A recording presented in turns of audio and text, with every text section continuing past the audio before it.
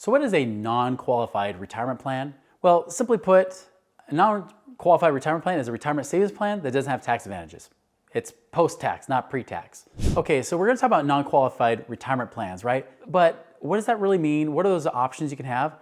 And by the way, are there some better options that even your financial advisor won't tell you? That's what I'm gonna share at the end of this video. So be sure to hang in with us right here, right now.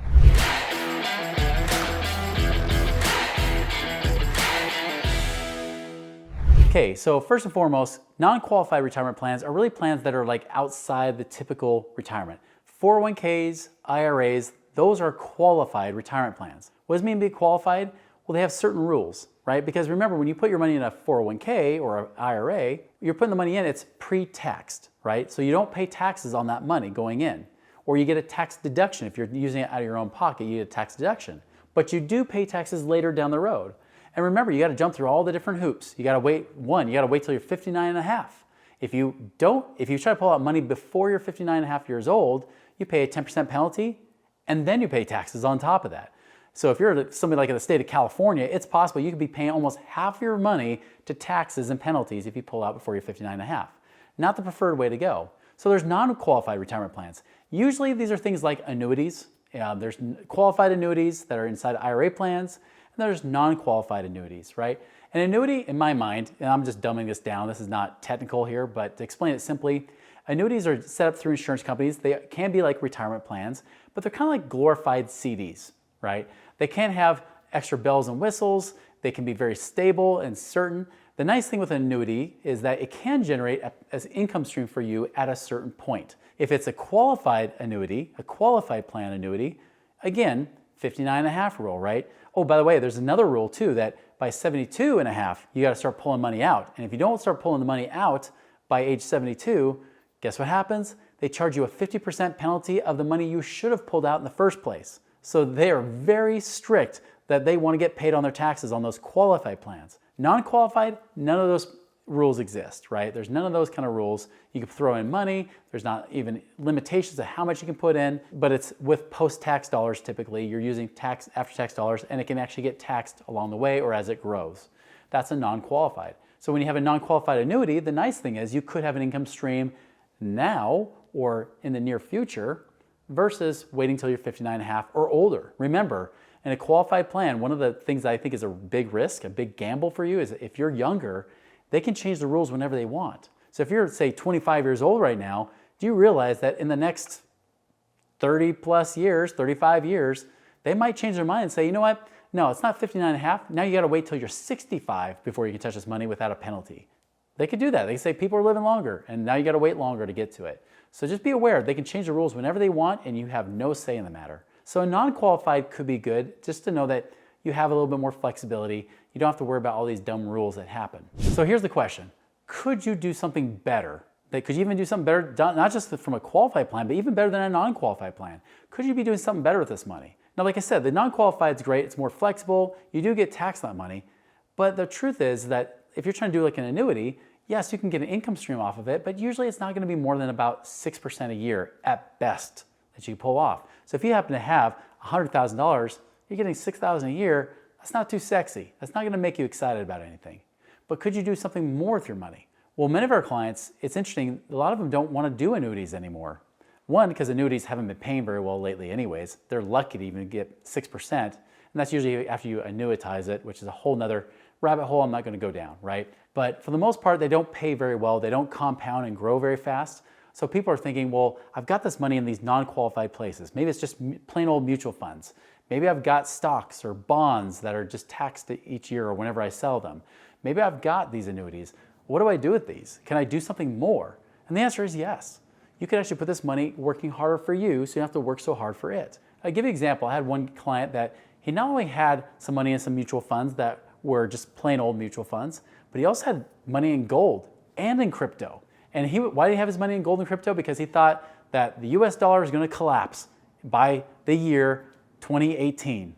It's obviously 2024, the dollar has not collapsed yet, and it's nowhere even close to collapsing at this point. I'm not saying it couldn't collapse in the future, but it's going to take some time. So he's been holding on to this gold or the crypto just in hopes that it works, while he watches the price go up and down, all in the meantime, he makes zero cash flow, nothing to benefit his life today. He is literally using it like an insurance plan, hoping that at some point he'll be right. And I looked at the situation, I said, listen, one, you got some credit cards. You could actually cash out some of these things, pay off your credit cards, guaranteed return. You could free up more cash flow. That'll improve your situation to have more money to put away. I said, well, but what about all the rest? I said, you realize you can actually put your money into other investments like real estate-backed investments. So for example, there's a particular fund that they borrow your money from you. This is not like a short-term lending type scenario, although that's another option too. But you can borrow them, you can put the money in their fund, and they're always borrowing from it to use it to buy real estate. They're actually buying the land to then build on the real estate and create the real estate and then rent it out. So they do a whole build to rent type of model. Well, that fund pays 1% a month. Now remember, I said if you're 100,000, you're like, maybe you're lucky, maybe you make 6%, that's $500 a month or $6,000 a year. But here, you can make double that with the same money. That $100,000 will now make $1,000 a month. That's monthly income coming in all the time, you doing nothing for it. That's passive income. That's an alternative investment. That's non-qualified, but man, so much better. By the way, here's a key little bonus for you guys. Even if you have qualified money like 401ks and IRAs, and I mean specifically old 401ks, do you know that you can move that money out and roll it over into what's called a self-directed IRA? And in a self-directed IRA, you can then invest in these very same things, earning higher returns than you might get in the stock market. Again, as a warning, there are no guarantees, right? You could lose your money in anything at any time. Stock market, real estate alike. But for me, if I'm looking at historical type of evidence, real estate has been a very certain thing. Now, depending on who you invest with, that's another question.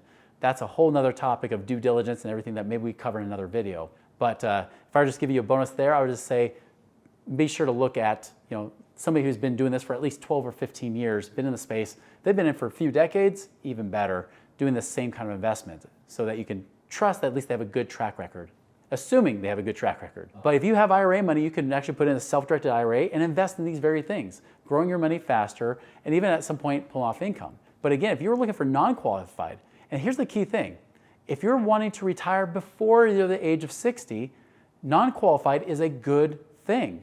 Because the qualified money, remember, they got the 59.5 rule, and you don't want to have taxes and penalties you have to worry about. It's much nicer to know you can have that money working for you and you can retire sooner. This is what I did. This is why I was able to retire twice by the time I was 39.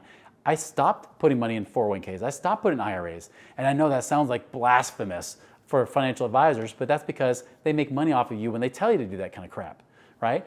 I like to actually have freedom now. I like to actually have time with my family when they're still kids versus when they're already grown up and they have their own kids and now they don't have the time to spend with me because they're working their own jobs and they have their own lives. That's the key, is that I want that time for myself now. I don't want to wait forever. I want to have that freedom where I work because I want to, not because I have to, right? Where I am able to show up to work or not. That's why I have this business. That's why I'm teaching you guys, because for me, even as a financial advisor, 20 plus years ago, I didn't even know that these things were an option. I didn't know there was these alternative investments. I knew you could buy a rental, but I didn't know that there's so many different ways to invest in real estate. Could I buy oil and gas and actually own the land that they drill on and get paid royalties from that? Could I actually make money off of raw land, off of dirt, literal dirt? Can I actually make money off of that, just land with no house sitting on it? Yes, I can. Can I make money off of self-storage units and make more than I could possibly in the market? Yes. Can I make money in apartments? Yes, and I don't have to buy the whole building. I can buy it with other people. These kind of alternative investments like syndications, and you can lend your money. You can actually go buy turnkey real estate where somebody else property manages for you. And I could buy it anywhere in the country and not have to be there. All these things are possible because of these alternative investments. I call it Main Street investing versus Wall Street investing. And so if you're looking for a non-qualified way of doing it, instead of just throwing your money into these things that may or may not make money and you're riding market waves and it's going up and down like your bipolar ex-girlfriend. If you want that life, great. You can have that dramatic kind of life that may or may not make you money down the road. In fact, the evidence is that most people don't make a lot of money in the stock market or in mutual funds. But over here, people have accidentally become millionaires buying real estate. So if people can accidentally become millionaires there versus people have to intentionally try to become millionaires in the stock market, why would I want to try to do something more on that front? Something that the financial advisor won't tell me. In fact, they're scared to death to tell me about because they'll lose money because they don't make money when you put your money in places like real estate. That's why. All right, so if you're looking for a way, like wondering, what kind of options do I have? Are there some better retirement options for myself? Go visit moneyripples.com. We have lots of videos, podcasts, things you could check out there today to go down this rabbit hole and see what actually might work for you.